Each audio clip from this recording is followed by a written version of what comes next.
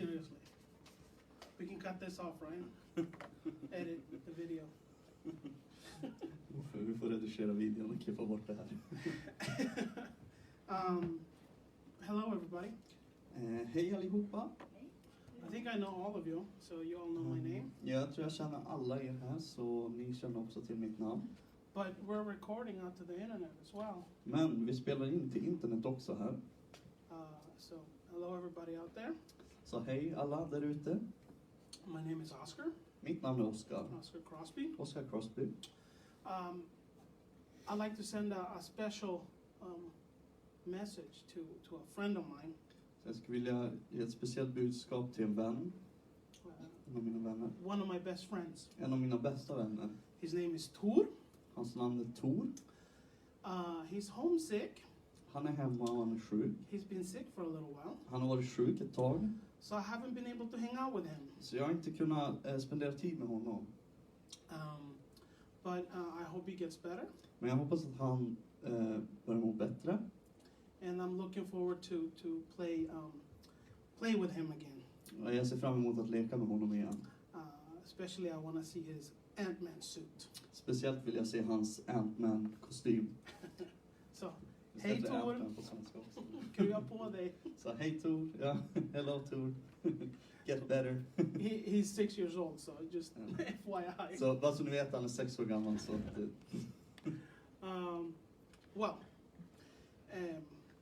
Nåväl. What am I gonna talk about today? Vad har jag tänkt prata om idag? Actually, what happened is a couple of weeks ago, just thoughts were going through my head. Så några veckor sedan så fick jag några tankar som kom till mig. And we were sitting here during Sunday service. Och vi satt här under en gudstjänst. And for some reason, the word pride, to be proud, got into my head. Av någon anledning så kom det ordet stolthet, eller att vara stolt kom in i mitt huvud. I come from a country where pride is very important. Jag kommer från ett land där stolthet är väldigt viktigt. We are proud of our flag. Vi är stolta över vår flagga. Proud of our schools. Vi är stolta över våra skolor. Our sports teams. Över våra sportlag i sport. Proud of the color of our skin, brown pride, terracotta pride, all kinds of colors, because it's a nation full of different colors. Och vi är också stolta över färgen på vårt skinn. För det är en nation där det finns massa olika färger. We are taught since we are very small to be proud and to do things with pride. Så från det att vi är små så får vi lära oss att vi ska vara stolta, att vi ska göra saker med stolthet. Hold your head up high and be proud of who you are. Så stå rakryggad och var stolt för den du är. Then I came to Sweden. Sen kom jag till Sverige. Where the culture's a little bit different. Och här är kulturen lite annorlunda. It's a little bit frowned upon being too proud.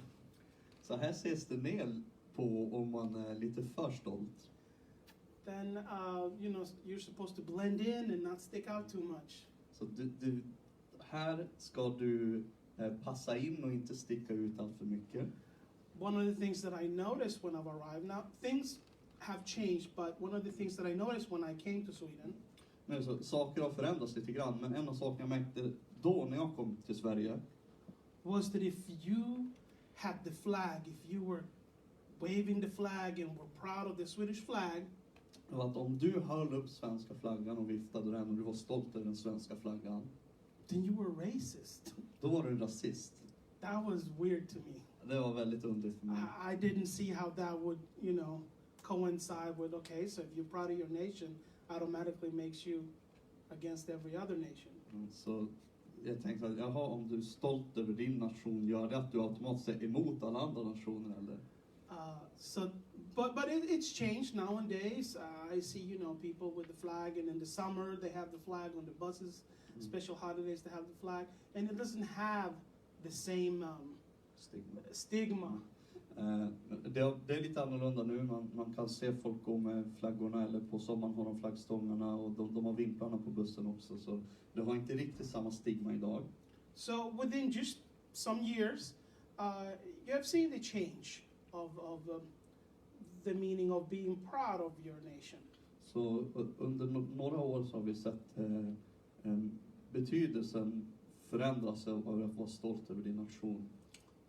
You know, according to the flag here in Sweden. Så i alla fall här i Sverige. So I wanted to kind of like find out, what does the Bible say about pride, and how is the word pride used in the Bible? Så jag ville titta i Bibeln och se vad säger den om stolthet, och hur används just ordet stolthet i Bibeln. So today I'm basically going to talk about what I've learned so far.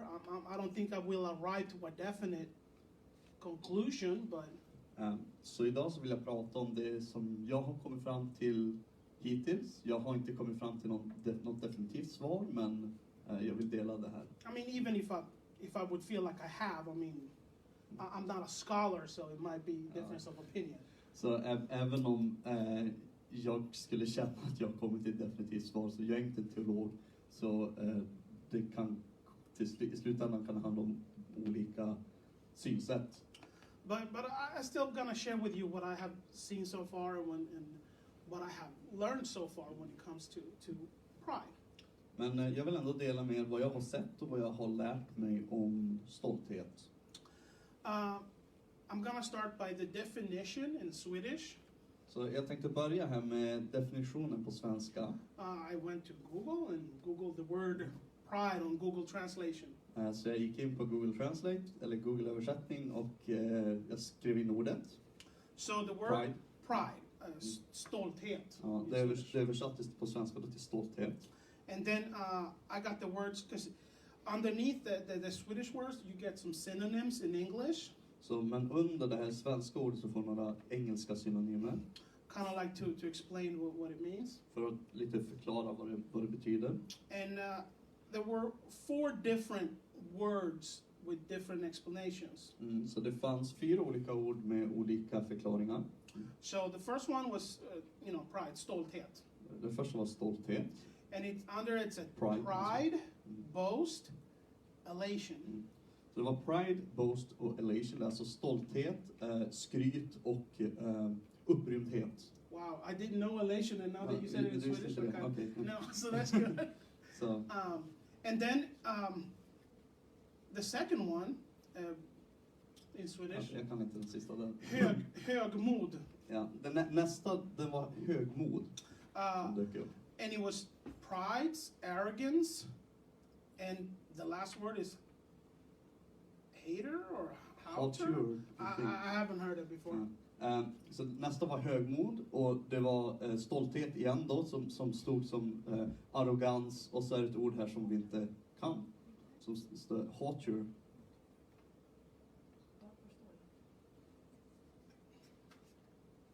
Okay. And then we have the third one, högfärd. Och nästa var högfärd. Again, pride. Återigen är det stolthet. Conceit, haughtiness, and vainglory. Some weird words. But det står då, under högfärd, då står det stolthet. Conceit, det betyder typ. Jag har en definition till, fast jag kan inte riktigt sätta ord på det. I guess it's when you're conceited, when you think about yourself highly then.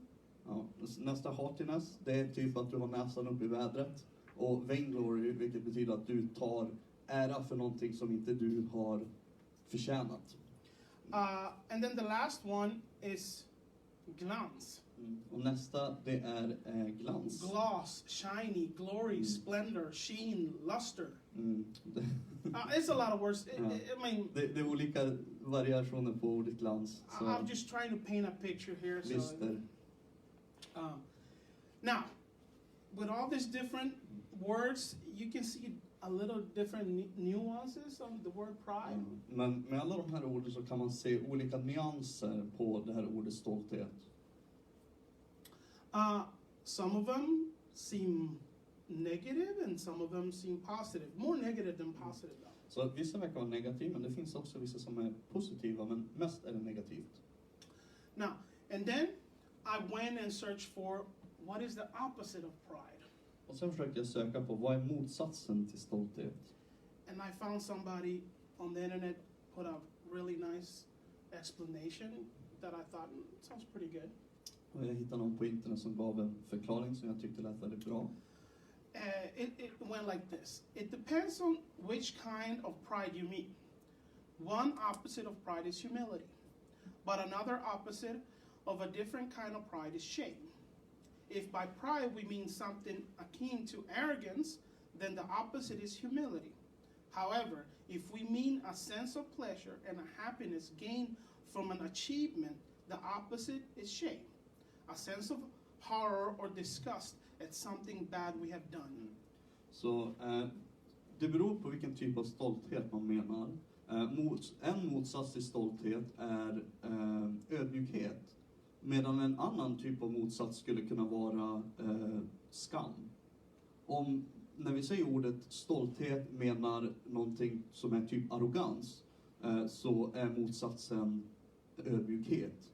Men om vi istället menar den känslan av glädje eller tillfredsställelse som man får när man har lyckats med någonting, då är motsatsen skam. Det är en känsla av äckel eller olust när du har gjort någonting dåligt. Yes. Then I went ahead and looked and said, what does the Bible say? How does the Bible use the word pride? Och sen gick jag och tittade i Bibeln och såg hur används ordet i Bibeln. I found out that the word pride, at least in the English translation, och jag ser att ordet stolthet, åtminstone i den engelska översättningen, is used, now unfortunately I didn't write down the exact number, but it was between 46 and 49 times. Där var den skriven, jag skrev inte med exakt nummer, men det var någonstans 47, 48, 49 gånger det användes. And no, I'm not gonna read every single passage where the word is used. Men jag tänker inte läsa alla verser där det användes, så oroa dig inte. Actually, I'm gonna read some of them where the word is not being used, but it's kind of being explained. Men jag kommer faktiskt att läsa för er några där ordet används inte bokstavligt, men det förklaras lite grann, det här ordet. Okay, so I'll start with the 2 Corinthians 10:18. Så vi börjar med andra Korintierbrevet 10 och 18. I'll give you some time to find that Du kan börja läsa. in your Bibles. I'll go ahead and read it in English, and then Daniel will read it in Swedish. Så ni kan börja bläddra fram det i era biblar. Jag ska börja läsa det på engelska och Daniel läser det på svenska. Okay. 2 Corinthians 10:18. Så andra Korintierbrevet 10 och 18. For it is not the one who commends himself who is approved, but the one whom the Lord commends. Och på svenska står det, det är inte den som rekommenderar sig själv som består provet, utan den som Herren rekommenderar. So, I'm thinking, explain, if you're gonna feel pride about something, are you gonna feel pride for something that you yourself are boasting about or saying, oh, look how good I am? Så om du känner stolthet, då kanske du känner stolthet över din egen förmåga, att du skryter och säger, ja, titta vad duktig jag är. Or something that somebody else says about you. Eller så kan det vara någonting som någon annan säger om dig. That was the thought that came into mind on that. But then I went ahead and found another passage. Så det var det jag tänkte på när jag läste det här. Men sen hittade jag en annan bibelställe. And if you go to Galatians 6:4. Om du går till Galatierbrevet 6, vers 4. It says here, each one should test their own actions. Then they can take pride in themselves alone, without comparing themselves to someone else. Det står det, var och en ska pröva sina egna gärningar. Han behåller då för sig själv vad det är värt att vara stolt över och jämför sig inte med andra. So,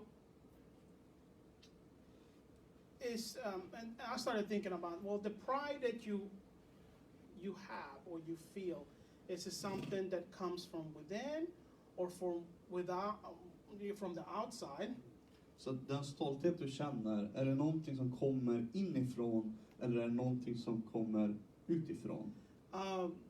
See if I'm trying to make some sense out of this. Jag försöker se om jag kan få er att förstå vad jag menar här.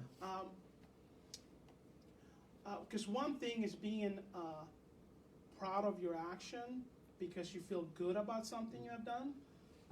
För det är en sak att vara stolt över något som du har lyckats göra. Vad sa du, syster? Och det andra, vad sa du? Something that you have accomplished.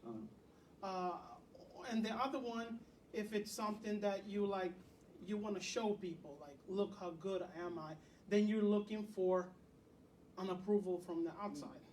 Och den andra typen, det är när du känner stolthet på det sättet att du vill att andra ska se upp till dig eller ska tala gott om dig. Då är det som en slags stolthet som kommer utifrån. Let me continue here with some Bible verses. Så låt mig fortsätta här med några bibelverser. Proverbs 27:2. Så vad heter Proverbs? Ordspråksboken, vad sa du? 27, 27 vers 2. Yes. Usually I'm not a big fan of just picking little small pieces in the Bible just to you know, oh, this is my point and I'm just picking, because you can really make a mess out of it. Så i vanliga fall, jag tycker inte om att man plockar liksom små munsbitar ur Bibeln för att stärka sitt argument, därför att du kan verkligen, då kan du stärka vad som helst. Yeah, so you can use it to explain just about anything when you do it that. But Det kan du använda för att förklara bort vad som helst om du gör det på det sättet. But here I'm not trying to make an argument for something. I'm just trying to like guide you through what I'm finding. Men här försöker jag inte riktigt göra ett teologiskt argument, utan jag försöker bara att visa er vad jag har hittat här i Bibeln. Så tycker jag att ordspråksboken är ju också, typ varje vers är ett separat ordspråk som är inte riktigt Yeah, in Proverbs every verse, like he was saying, is a specific.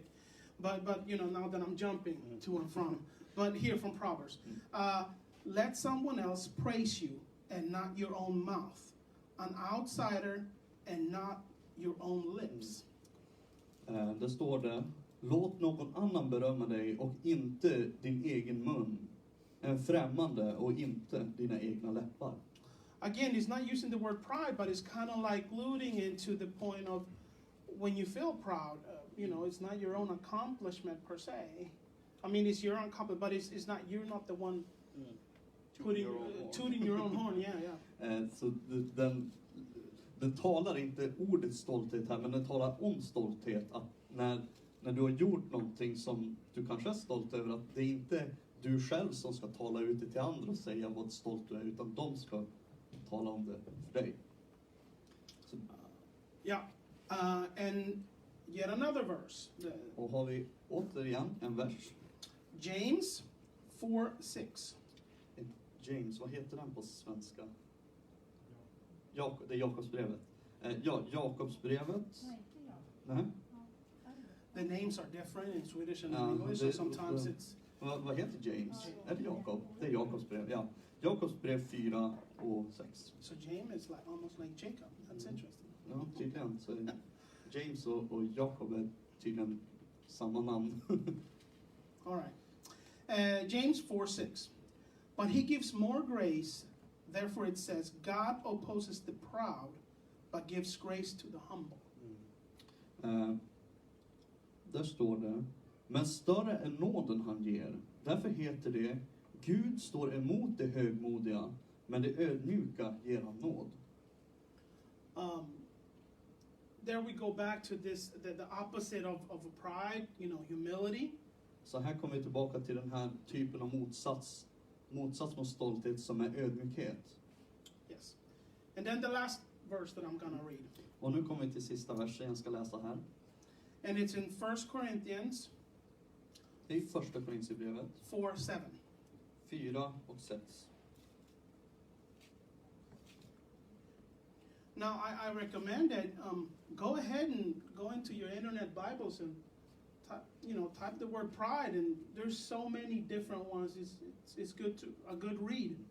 Så jag rekommenderar er att gå in på typ en internetbibel eller någonting och skriv in ordet stolthet och se vad som dyker upp, för det är ganska intressant att läsa. And here's the reason why I chose this to be the last one, because this is the one that made me go, now I'm onto something. Anledningen att jag valde just den här versen som sist nu, det är för att när jag läste den då fick jag en sån här aha-upplevelse. Nu tror jag att jag har insett någonting här. Yes. Okay, 1 Corinthians 4:7. Så första Korinthierbrevet 4 och 7. For who sees anything different in you? What do you have that you did not receive? If then you received it, why do you boast as if you did not receive it? Där står det: vad skiljer dig då från andra? Vad äger du som du inte har fått? Men om du har fått det, varför skryter du då som om du inte hade fått det? I just love the way you delivered. Jag tycker om sättet som du sa det där sättet. Because that's one thing, we as Christians, we know everything comes from God. För det är det som är grejen. Vi som kristna, vi vet att allting kommer från Gud. Whatever we are, whatever we look like, and whatever we do. Vad vi än är som person, hur vi ser ut eller vad vi än gör. We have been made by God. Vi är skapta av Gud. So if I'm a great singer, så om jag är en fantastisk sångare, it's not my own, it's not me, it's a gift from God. Det är inte jag som är det är en gåva ifrån Gud. So am I gonna act like, oh look it, I'm a great singer, I made my own fame, I made my own song, or am I gonna go, God created me, without him I wouldn't have this gift. Så ska jag stå och säga att jag är en sån fantastisk sångare, sticka ut bröstet, jag har skrivit de här låtarna, jag har sjungit de här låtarna, liksom, jag har gjort det själv. Eller ska jag stå ödmjuk och säga, det är faktiskt någonting jag har fått från Gud och utan honom ska jag inte stå här. I was having not a discussion, but I was just talking to one of my daughters. Så jag pratade med en av mina döttrar. And we were talking, she asked me, what are you going to preach about? Hon frågade, vad ska du predika om?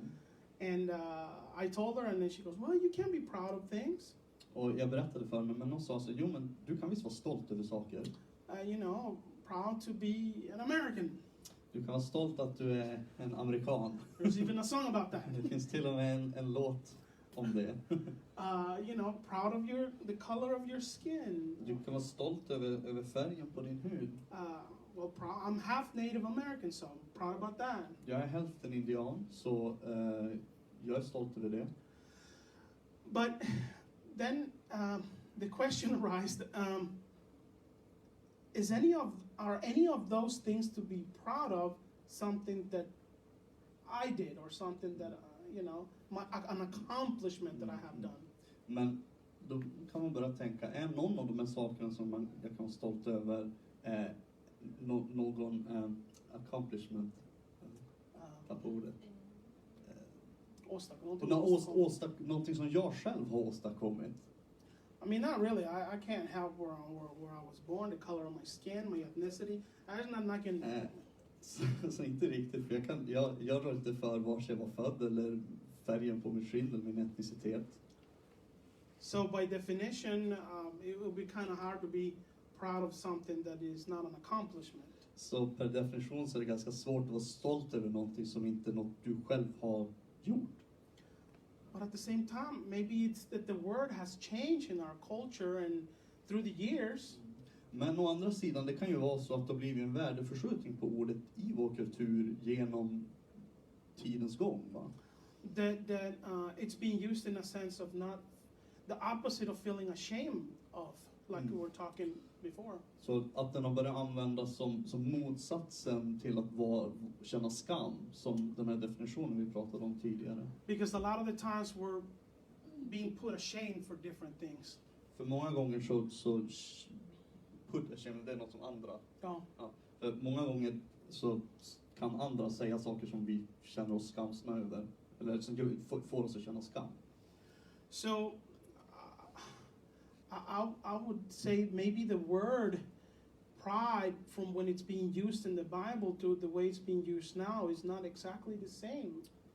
Så kanske just ordet stolthet, sättet det används i Bibeln och sättet det används idag är inte helt identiska. But one thing is the same, and it's always been the same. Men det är en sak som är detsamma, och det har alltid varit detsamma. Is that we tend to continue to feel pride of things that is not really from us.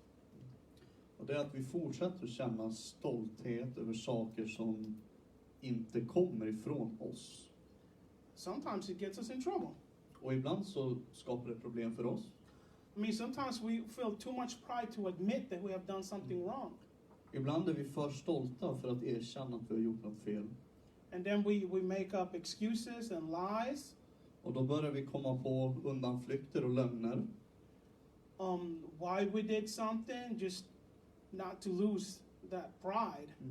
Och försöker säga varför vi har gjort något, bara för att inte tappa den här stoltheten som vi har. We have to like put a front on, oh, I'm proud of myself, you know, I'm a good person, this and that. But then inside we're actually a little bit ashamed, but we can't let people see that. Så vi har den här fronten framför oss där vi vill projicera att vi är en god person och vi är så fina, men innerst inne kanske vi känner en viss skam. And then other people might see it, and then they go, well, that person, we know what they did, we know how they are, and they're just too proud to admit that they're doing something wrong. Och då kanske andra personer ser det, och de kan veta om, ja, men vi vet om precis vad den där personen har gjort, och han är bara för stolt för att erkänna det. And as a Christian, it creates an issue. Och som kristen så skapar det här ett problem för oss. Because then people might go, well, that's how Christianity is, especially secular people go, well, you know, that's how Christians are. They say one thing and then they do another. Och det kan skapa problemet att speciellt sekulära människor, men när människor ser på oss som kristna, så ser de att ja, men kristna, de säger bara en sak och så går de och gör en annan. But if we put aside our pride, men om vi kan lägga vår stolthet åt sidan, which is not easy, I can tell you that. It's not easy for me, at least. och jag kan säga er att det är inte lätt, inte för mig i alla fall. Then the glory of God can be seen a lot more when we are healed, when we are repaired of our mistakes and of things that we have done, by accepting that we, you know, taking away our pride and accepting that help. Då kan, när vi blir helade, när vi blir upprättade, så kommer Guds ära att få skina så mycket starkare. So sometimes putting pride aside, it's more and letting God help us out of that. It's way better than just walking around thinking, you know, putting up a front. Så ibland att kunna lägga ner stolthet kan vara så mycket bättre än att gå runt och hålla uppe den här fronten, den här fasaden framför sig där. And again, it's not easy. Men det är inte lätt. You know, I thought about it when we were doing some outreach out here. Jag tänkte på det när vi hade outreach här ute. That we were meeting people, and you know, here in Umeå, it's a university city. There's a lot of scholars and, you know, very intelligent people. Så här i Umeå, det är en universitetsstad, det finns många scholars, studerande eller inom akademiker kan man säga, som vet väldigt mycket. And of course, especially young people, they come with pride and say, well, I'm gonna talk these Christians down. Och ibland kan det vara speciellt unga personer, de kan komma väldigt stolta och tänka att nu ska jag minsann trycka ner de här kristna i skorna. And I had a situation where this young man who's extremely clever. Så jag hade en situation där det var en ung man och han var väldigt skarp. He asked me a question. I don't remember exactly what question it was. Han ställde en fråga och jag minns inte exakt vad det var han frågade. But I do remember thinking to myself, don't be proud now. Men jag minns att jag tänkte att var inte stolt nu. Don't always have an answer for everything that's being presented to you. Du behöver inte alltid ha ett svar till alla frågor som ställs. Which is one of my weaknesses. I tend to always want to be right. Och det är en av mina svagheter. Jag vill alltid ha rätt. Those of you who have been in an argument with me kind of know that. Så de av er som har varit har bråkat lite eller argumenterat med mig, ni vet det. But in this case, I had to be honest in my faith. Men i det här fallet då behövde jag vara ärlig i min tro. And when he asked that question, I told him, I really don't know. Så när han ställde frågan, då svarade jag bara, jag vet faktiskt inte. And he was floored. He was like, what? Och han blev väldigt häpen. Och han frågade, va? Because he was not expecting for a Christian person to just say, I have no idea. Han hade inte förväntat sig att en kristen skulle säga att jag vet inte. Because usually, we're supposed to have the answers to everything. För kristna ska ju alltid ha svaren till allting. And he goes, but you believe in God. Han svarar, men du tror ju på Gud. I said, yeah, that doesn't mean I have all the answers, but... Alltså, ja, men det betyder inte att jag har svaren på allting. But God has done enough in my life that I know to trust him blindly. Men Gud har gjort tillräckligt mycket i mitt liv att jag vet att jag kan blint förlita mig på honom. And he was so ready to go ahead and beat me down with all the knowledge that he had and all the stuff that he knew. Han var så beredd att verkligen så här, krossa mig med sina argument och all kunskap som han hade. He was already thinking of what he was going to answer from what I was going to say. Så för han hade redan börjat tänka vad han skulle svara på det som jag skulle svara till honom. But me not knowing was not in his calculation. Men han hade inte med i beräkningen att jag inte visste svaret. And I told him, well, I guess I gotta read my Bible more and talk more to God. And when I'm ready to understand something, I think he'll help me out, to understand it. Så jag sa till honom att jag kanske behöver läsa min bibel mer. Jag behöver prata med Gud och be till Gud. Så att när jag är redo att få svaret på en sån här fråga, då kommer han att förse mig. And he didn't have nothing to say. Och han hade inte riktigt något att svara på det. And then I told him, if you can find it in the Bible, or if you pray or whatever, I don't know, obviously you say you don't believe, but if you find out, please let me know. Men jag sa till honom, om du hittar svaret i Bibeln, låt mig få veta. I figured at least he'll open up the Bible. Jag tänkte att åtminstone kanske han öppnar upp Bibeln och läser. And that came out of me swallowing my pride of not always being right. Och det där kom från att jag svalde min stolthet och erkände att jag har inte alltid rätt. Jag kan inte allting. Now, the next obstacle.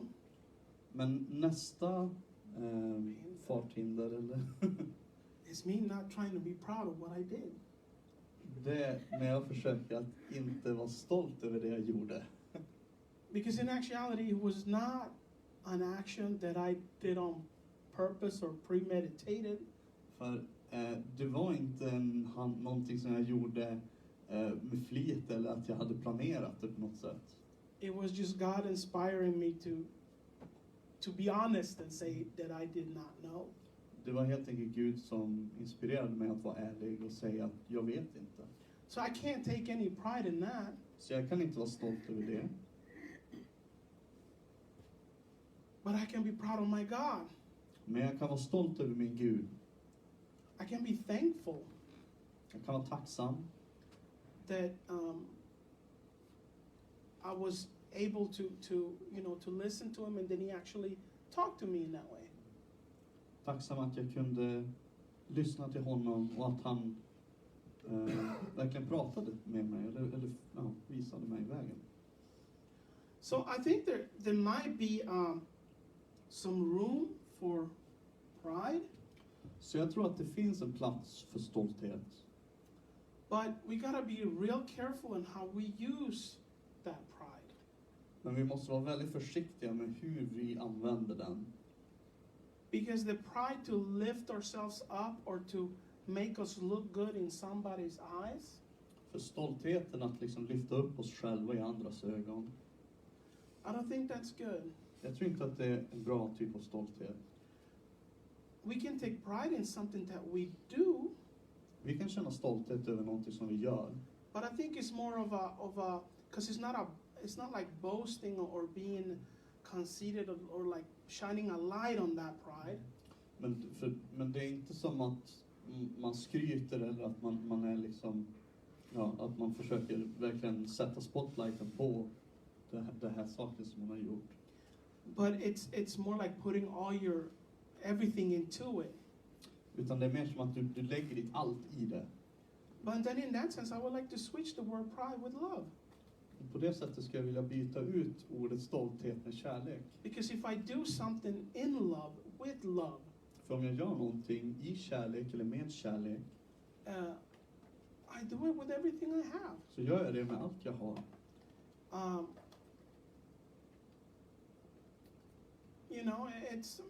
But it's again hard. Men återigen, det här är svårt. Because we do want approval. We do want to feel like people look at us in a positive way. För att vi vill ha bekräftelse och vi vill att människor ska se på oss positivt. We do want a little bit of pride.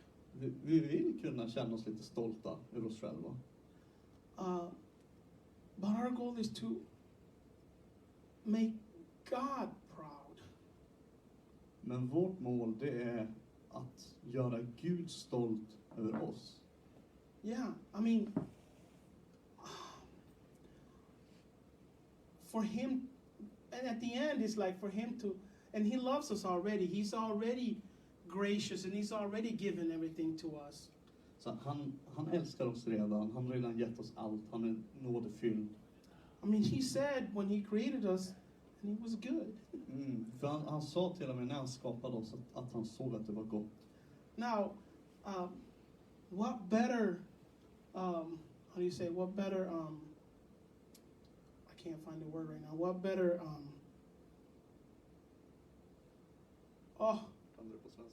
no, I'm trying to figure it out if I know it in any language, Swedish or whatever. I've been here too long. But what better rate, or what is it called? Rate or grade or...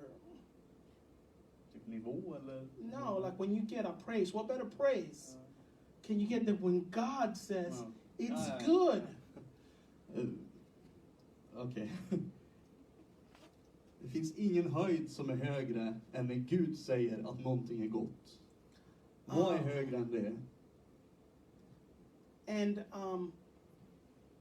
for us to be able to show God's, like the last word of when I was translating this in Swedish, glans. So the show God's, so the show God's. Ja. Sista ordet. Vilket bättre sätt att visa Guds glans? It says gloss, shine, glory, splendor, sheen, luster. Och det är det sista ordet här som låg under ordet stolthet, glans.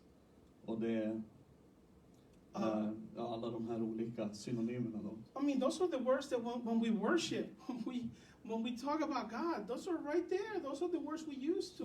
Så när vi tillber eller lovsjunger, så det är de här orden vi använder när vi pratar om Gud. You know, God's glory, God's shine, God's splendor. Så Guds ära, Guds ljus, Guds splendor. Jag vet inte hur jag ska översätta det. Men Yeah, I don't know either. ja, storhet. Kan So, vara en översättning. I mean, which pride do we want to carry? Så, vilken typ av stolthet vill vi bära med oss? Our own or his? Vår stolthet eller hans stolthet? His is way greater. Hans stolthet är större. And if we covet too much of our own pride, Men om vi begär för mycket i vår egen stolthet, then we're putting his aside. då sätter vi hans åt sidan. Again, not an easy task. Återigen, det är inte lätt. I know I have to work at it. Jag vet att jag har mycket jobb att göra på det här området. But I know that the more I can see the faults in myself and let him shine, Men jag vet att ju mer jag ser mina egna fel och jag kan låta han skina, the less I have to feel bad or shame about the things I do when I turn to him and let him guide me. ju mindre behöver jag känna skam när jag vänder mig till honom och ber hjälp från honom och låter honom leda mig.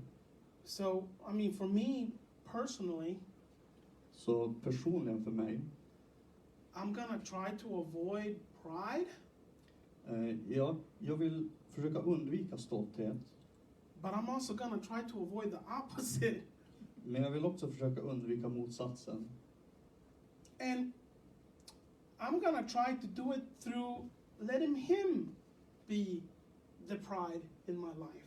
Jag vill göra det genom att låta honom vara min stolthet.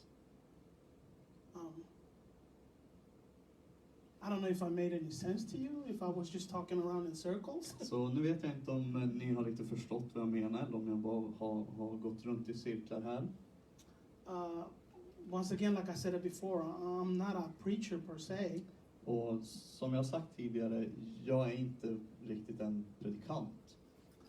But I've always loved to share thoughts that I have and things that, you know, that I try to figure out with God's help. Men jag vill alltid dela tankar som jag har eller saker som jag försöker få svar på med Guds hjälp. And I hope that starts something in you guys. Och jag hoppas att det kan vara kanske börja någonting för er eller inspirera er. And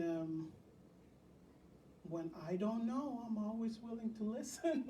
Och när jag inte vet svaret, då är jag alltid villig att lyssna. So maybe God inspires you to then teach me something. Så Gud kanske kommer inspirera er att lära mig någonting. I'm not too proud to say that there's a lot of stuff that I don't know. Jag är inte så stolt att jag inte kan säga att det finns väldigt mycket jag inte vet. But I'm very proud to say that I know someone who knows everything. Men jag är väldigt stolt att kunna säga att jag känner någon som har alla svaren. God. Och det är Gud själv. Some of you might thought I'm going to say mama. Vissa av er kanske trodde att jag skulle säga min mamma. A lot of the times. Det var nästan sant. Almost true, but not always. Ja, nästan sant, men inte alltid. Father. Well, could have been that too, but It's your father. I'm a mama's boy though, so that. But it's my heavenly father. Jag är mammas pojke, men det är min himmelske fader. Yes. That's what I had to share today. Så det var det här jag hade att dela med er idag. Thank you for listening to me. Tack för att ni lyssnade. And I hope I gave you something to think about. Och jag hoppas att ni fick något att tänka på. Actually, not that that God through me. Mm. Eller ja, inte nödvändigtvis jag, utan att Gud har gett er någonting genom mig. Yes. So, thank you. Tack.